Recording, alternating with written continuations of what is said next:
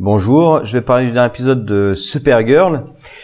Alors j'ai eu quelques problèmes avec cet épisode, notamment le plan des méchants qui me paraît pas très crédible, le fait qu'ils réussissent à exterminer la kryptonite, à éradiquer toute la kryptonite de l'atmosphère en quoi, même pas 2 jours, 3 jours au maximum, et encore, c'est en comptant le temps qu'ils aient l'idée d'utiliser les nanites. Il y a pas mal d'éléments comme ça, il y a Guardian aussi, enfin j'en parlais, voilà, j'ai quand même pas mal de problèmes avec cet épisode.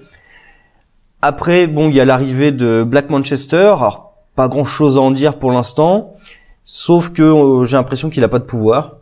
Sûrement il dit qu'il a des ressources, mais vu qu'à la fin il va s'acheter plein d'armes, j'ai l'impression qu'il a vraiment aucun pouvoir pour l'instant. Alors on verra si vraiment il en a aucun, mais c'est vraiment Manchester Black. Donc alors je sais qu'il y a une nouvelle version dans le New 52 que j'ai pas du tout regardé, donc je sais pas. Moi je connais le Manchester Black de Superman vs The Elite.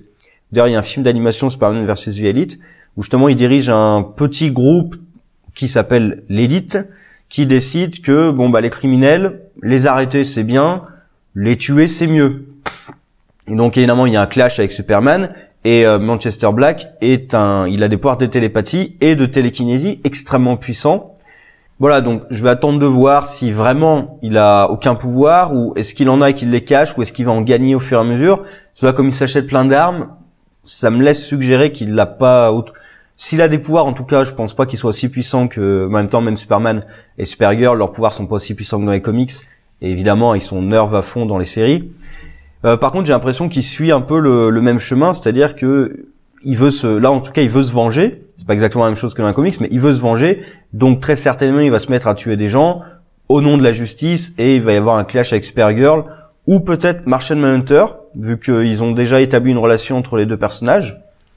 Alors Martian Manhunter aussi, là, ils réussissent à justifier pourquoi est-ce que Martian Manhunter ne fait quasiment rien. C'est parce qu'il décide de suivre la voie de la non-violence. Parce que sinon, par exemple, rien que Jensen à la fin, pourquoi est-ce que personne l'a arrêté, quoi? Il réussit à s'enfuir, il est dans la camionnette, il s'enfuit, personne l'arrête. Oui, mais Martian Manhunter, alors qu'il est juste à côté, il devrait pouvoir aller l'arrêter, mais bon, il est sur la voie de la non-violence, il fait rien. Pendant combien de temps est-ce qu'il va décider de rien faire? On va voir. Et sa relation avec Black Manchester Black, qu'est-ce que ça a donné? Bon, comme je suis sur ces personnages, je vais continuer, parce que ça me permet de parler du plan des méchants avec Fiona. Honnêtement, Fiona, quand on l'a vue se faire poignarder par Agent Liberty, moi je pensais qu'elle était morte. Du coup, pendant tout l'épisode, je me suis dit, mais il discute avec elle par télépathie. Et donc, non, elle est bien vivante, mais elle est mourante. Et du coup, quand je pense au plan des méchants, ils ont besoin de Fiona pour contrôler les autres aliens afin de faire des attentats. Enfin, là justement, on peut aussi en parler. C'est quoi leurs attentats, quoi? Ils attaquent une station de police. Alors là aussi, d'ailleurs, il y a un cut où on passe directement des aliens manipulés qui apparemment prennent en otage des flics. Enfin, en tout cas, il y a une agent qui tiennent en joue. Donc, est-ce qu'ils la prennent en otage ou est-ce qu'ils l'ont tuée tout de suite?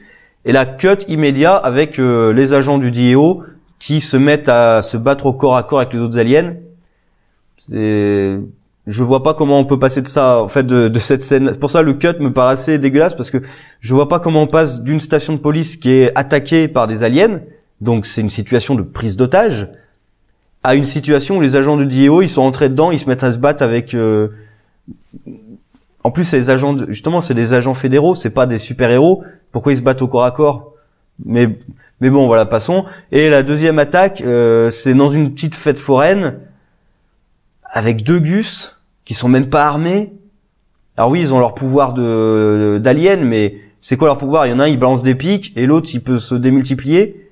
C'est ça vos 2 grandes menaces pour faire peur à la population? Ça, le truc, c'est... Moi, je m'attendais, au début de l'épisode, vu le plan de méchant, je m'attendais à ce que ce soit de vrais attentats.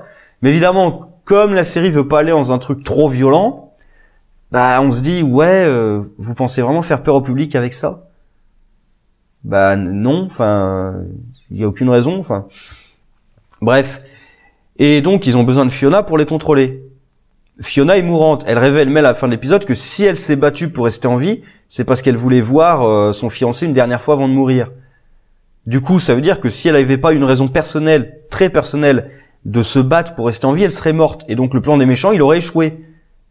C'est débile. Et là, en fait, je sais pourquoi. C'est parce qu'on veut que Fiona meure dans les bras de Manchester pour qu'il ait une raison de se venger.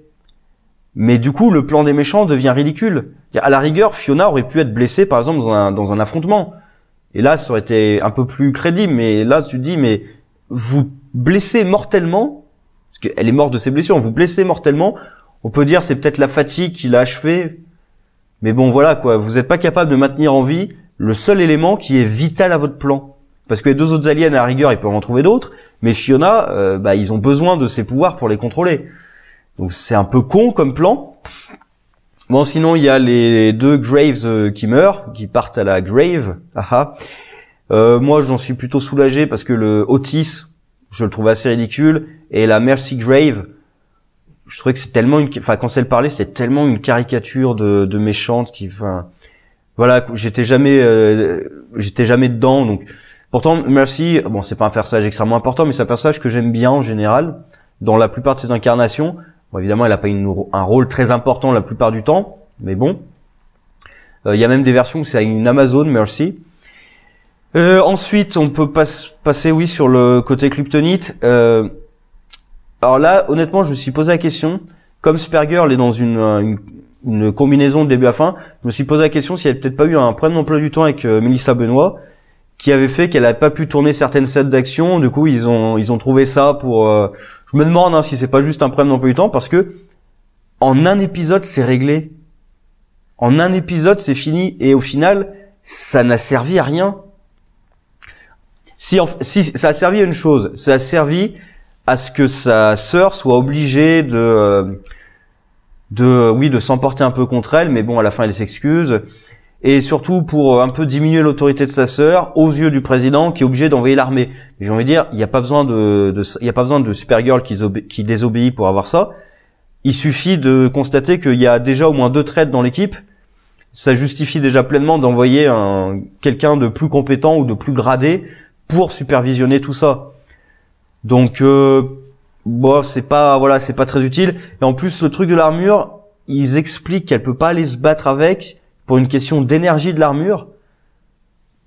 Je vois pas le rapport en fait entre le fait de se battre et la réserve d'énergie de l'armure. À la rigueur, moi j'aurais dit, elle peut pas aller se battre parce qu'il suffit d'une micro-fissure dans l'armure pour que les radiations pénètrent à l'intérieur. C'est déjà une très bonne justification. Parce qu'en plus, Supergirl comme ça peut pas utiliser ses pleins pouvoirs parce que si elle y va à fond, elle risque d'exploser l'armure. En plus, le truc, l'armure, dès qu'il y a plus d'énergie, elle peut même plus bouger. C'est une kryptonienne. L'armure, elle peut pas la bloquer. Avec la puissance d'une kryptonienne, je vois pas comment l'armure peut la bloquer en fait à l'intérieur. Mais bon, voilà, on va passer. Ça sert pas à grand chose. Ça dure qu'un épisode. Alors, bonne nouvelle pour la planète.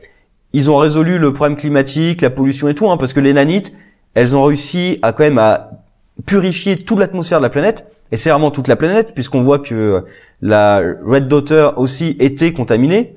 Donc c'est vraiment sur toute la planète. Ils ont réussi à purifier l'air en même pas un jour. Donc c'est bon, il n'y a plus aucun problème de pollution sur cette planète. C'est merveilleux. Et sinon, dernier point, c'est Guardian. Et là aussi, alors déjà, il y a la fille, là, Niel, je crois, ou Nell, je sais plus comment il l'appelle. Bon, alors elle a eu quelques scènes avec justement avec James avant, mais je trouve que là, comme elle va lui donner des conseils, ils ont pas une relation si développée que ça. Enfin, de ce qu'on a vu à l'écran, j'estime pas qu'ils ont une relation assez développée pour qu'elle aille se permettre de lui donner des conseils aussi personnels, parce que quand même, il met sa vie en jeu, parce qu'il risque d'aller en prison. Mais bon, passons, voilà. Et Guardian qui débarque, ça sert à quoi en fait? Il débarque en moto, il sort 2 matraques télescopiques de la moto, il fonce tout droit et il fait plus rien après. Les agents du DIO, ils peuvent pas s'en occuper. D'ailleurs, ils sont où à la fin dans la fête foraine là? Les agents du DIO, parce qu'il y a que 2 aliens. Il y a 2 aliens et 2 humains arrêtés. Donc Guardian, en quoi est-ce qu'il est nécessaire en fait? Même Supergirl, en quoi est-ce qu'elle est nécessaire? Sérieusement? Les agents, ils peuvent pas s'en occuper? Mais bon, voilà, c'est là. Et surtout, la fin, Guardian devient un symbole pour les groupes anti-aliens. Et là, j'ai un problème de cohérence. Tout le monde sait que Guardian, c'est Olsen, qui dirige un journal qui est pro-alien. comment est-ce que Olsen peut devenir une icône pour les anti-aliens alors que dans son journal, en plus j'imagine que aussi dans son journal il va parler de Guardian et expliquer que ces deux aliens en fait étaient contrôlés par des humains et tout. J'imagine qu'il va le dire dans son journal. Donc comment il peut devenir une icône des anti-aliens? C'est pas logique en fait. Alors j'attends de voir comment ils vont gérer ça, mais pour moi ça marche pas puisque on connaît l'identité de Guardian, c'est Olsen, et très publiquement ses positions sont pro-aliens. Donc ces actions peuvent pas devenir des actions anti-aliens. C'est pas logique. Bon voilà, donc j'ai eu quand même quelques problèmes avec cet épisode. Bon après on va voir la suite maintenant avec le Parasite et que va faire Agent Liberty maintenant qu'il y a plus les frères et sœurs Graves parce qu'apparemment c'est eux qui avaient les plans. Et pour moi en fait le fait qu'ils soient tués aussitôt, bon moi les personnages je les appréciais pas beaucoup donc tant mieux. Mais je pensais qu'ils allaient servir à faire un lien avec Lex, à faire intervenir Lex dans l'histoire. Parce que je pense pas que ce soit eux qui aient pris la décision d'aller voir Agent Liberty. Alors est-ce que Lex va intervenir ou est-ce que Agent Liberty justement va essayer de trouver Lex? Bon, on verra comment ça se passe tout ça. Et Black Manchester aussi, qu'est-ce qu'il va faire exactement? Je pense qu'il va vouloir se venger. Bref, sur ce, au revoir.